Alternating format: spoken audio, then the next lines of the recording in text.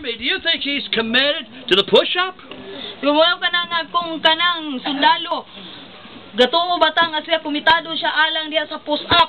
When his sergeant tells him to do 20 push-ups, do you think he's committed to the push-up? So kumoingon ta nga siya nagakumitar siya din sa 20 ka naghimo siya og 20 ka push-up.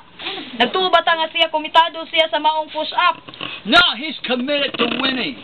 Dili, komitado siya diha sa kadaugan. When an athlete joins a sports team and the coach tells him to do something, it isn't he's committed to running. O kung ang usa ka atleta mo apil diha sa maong dula, dili siya komitado nganha diha sa pagdalagan. He's committed to winning. Apan komitado siya diha sa kadaugan. And what we have to let our people know is what they're really committed to. O mao kanay angayan nga may baluan sa tuwa mga katawhan diin kung asa sila dapat mo kumitar. We, as a church and as a body of believers, are committed to winning the lost to Christ. O mao kana nga isip lawas ni Kristo nga usa ka simbahan kinahanglan komitado kita dinha sa pagpabalik sa kadtong nangawala na gikan ni Kristo. It's not about, let me share this with you. It's not about, we have overdone this. Let me share this with you, pastors. I believe in a personal relationship with Jesus Christ. Don't misunderstand what I'm saying here.